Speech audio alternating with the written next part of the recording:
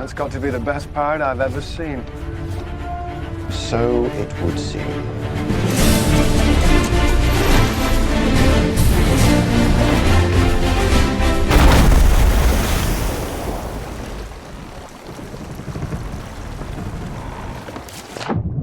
Your me hearties, Captain Falcore here on your #1 stop for Sea of Thieves news, speculation and general rambling.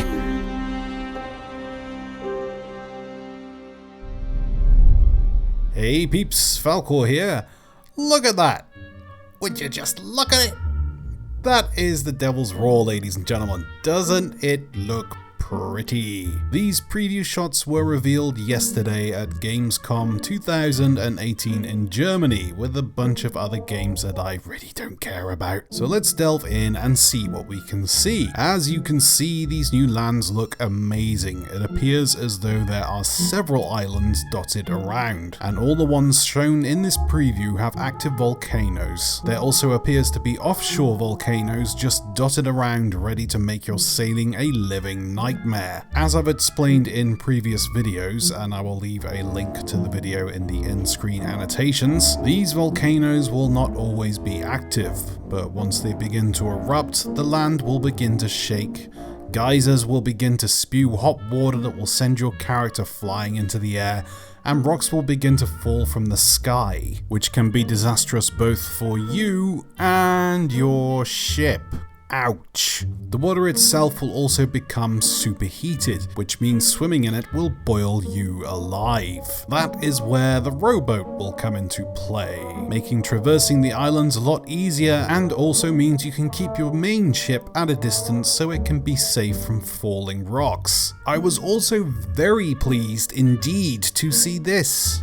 A wall painting. You can only imagine I was salivating a little when this painting was revealed, as it means more lore on these isles. Looking at this painting, it appears to show the ancients worshipping the volcano at first sight, but on further analysis the volcano and its innards have taken on the appearance of the Tree of Life, and there are both people standing on their feet and others standing on their heads. So I believe this painting is explaining that the volcanoes are both the bringers of new life and the bringers of death, which kind of backs up my theory on the ancients being wiped out by natural disaster, but that's for another video. Unfortunately, there was no preview of the rowboat, but the fantastic Mr. Neat talked about a couple of other new features coming to the game. First of all, a new mission type for the Merchant Alliance. I'll let him talk to you about this one. You'll kind of get an ask from an NPC that will go, hey, I want you to deliver this stuff to this place in the world. And so there's like bottles of rum, which are a bit delicate, so if you're jumping around them, they're going to get damaged, lower in value, so you've got to keep them, kind of safe, Protect so your don't rum. get into a battle, right? You know, very important thing. Like cloth, expensive cloth, which you can't really get wet. If you get it wet, it reduces in value, so again, don't leave it on the top of the boat in a storm, but don't put it on the bottom, because if the water starts filling up. Nice. And then plants as well, so if you're taking plants across the world, you want to keep them wet, so that they stay kind of healthy. So maybe you want to fill up the bottom deck of your boat, and then just put the plants down there, like by, taking some damage and then repairing it and not bailing.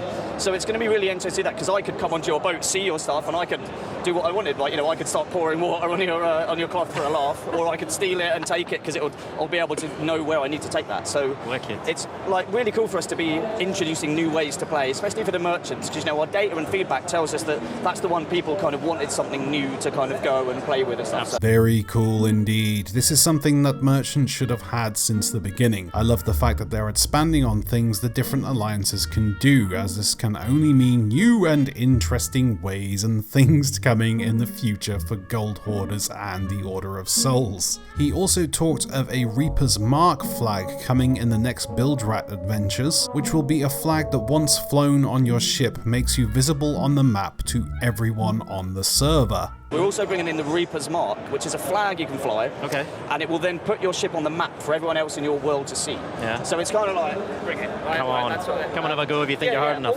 Which is certainly going to help promote PvP quite a lot. Also, in a week's time from now, Curse sales will end and a new Build Rat venture will begin, centering around the implementation of the cursed cannonballs being found in the game to use on other players. Also, the skeletal ships will be introduced into the game game as an immersive threat, similar to forts. A cloud will appear in the sky which will be visible to everyone, showing the existence of a skeletal ship in the area. The release date for the expansion has also been revealed on September 19th, which is good considering all the other expansions had us waiting right to the end of the month. This also falls on International Speak Like a Pirate Day.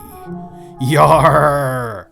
I'll leave it there, guys. More news coming your way as and when I find it. As always, if you liked the video, please go ahead and hit that like button, and if you really like the video, please go ahead and hit that subscribe button. And hell, click that bell as well, so you're always informed of Sea of Thieves news, updates, and other general guff I might upload. Until next time, everybody, I'm Falcore. Happy sailing. Bye-bye.